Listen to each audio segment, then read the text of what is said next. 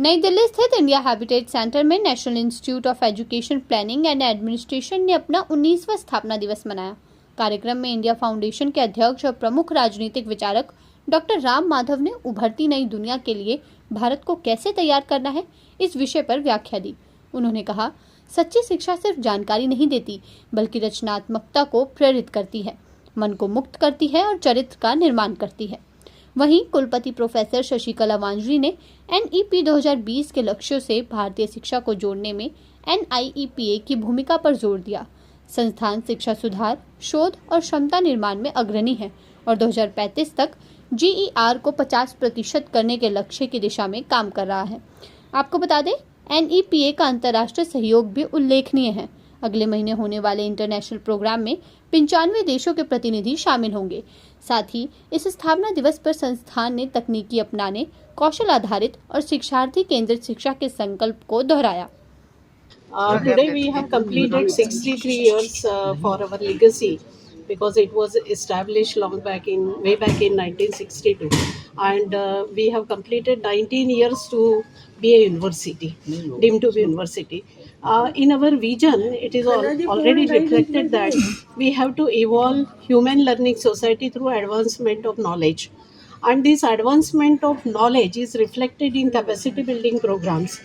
We have all the programs which are highly aligned with NEP 2020, and you may be knowing, you will be very happy to hear that whatever mandate is given by the ministry, we are fully achieving the target, or rather I would say that we have to achieve the goal of Vikasit Bharat. So we have aligned all the programs in the line of NEP 2020.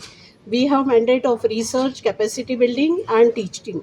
So we have many projects which is given by ministry, and I am very much thankful to ministry and government of India for entrusting the faith in our institute. All the colleagues and faculty members, they are doing exhaustive research for the benefit of policy. So change of the policy and policy maker, but to change the new education policy and other. Actually, sir, we have to make Vikasit Bharat. We have to align all the programs in the line of sustainable development goal, which is of highlighting quality education. So we are emphasizing all these points: holistic development, multidisciplinary education, then ICT, then digital education, artificial intelligence. All these verticals of NEP 2020, we have integrated in our the whole curriculum. Madam, ये NEP जब से आया है, interdisciplinary जब से हुआ है, पिछले 5 साल में ये देखा गया है कि 5 साल के बावजूद भी जो पुस्तक हैं, मल्टी लैंग्वेज, मल्टी डिसिप्लिन, वो पुस्तक अवेलेबल नहीं है। उसकी हमेशा एक कैट एंड माउस का रेस है और बहुत ज़्यादा इशू भी है। उसको आप कैसे देखती हैं कि आपके जो विजन है उसको और सही आयाम तक ले जा पाए, सही मंजिल तक ले जा पाए? बिल्कुल, देखिए, policy starts from early childhood education to higher education. तो अर्ली चाइल्डहुड एजुकेशन का यदि हम दौर देखते हैं तो उसमें काफ़ी ट्रांसफॉर्मेशंस आए हैं। भारतीय भाषा में किताबें आ रही है, NCERT का वो दायित्व है, पर हायर एजुकेशन की तरफ हम मुड़ेंगे तो हमारे को भी जो हमारा मैंडेट है उसमें भी हम भाषा का प्रयोग कर रहे हैं। अब आपकी बात बिल्कुल सही है कि किताबें सभी भाषा में मिलना आवश्यक है, परंतु वो कठिन टास्क भी है।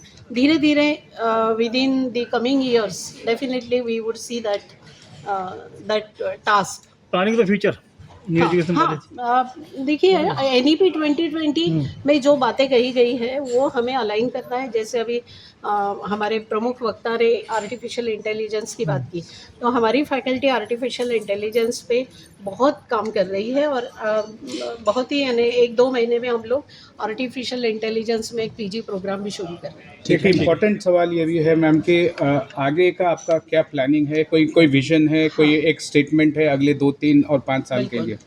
हम लोग हमारे विजन के साथ जो मिशन है, to become a centre of excellence, तो हम लोग, हमारा एक एक्सेलेंस का सेंटर ऑफ एक्सेलेंस हो, इसके लिए हम काफ़ी प्रयास कर रहे हैं। इसका एक्सपांशन भी हम करेंगे।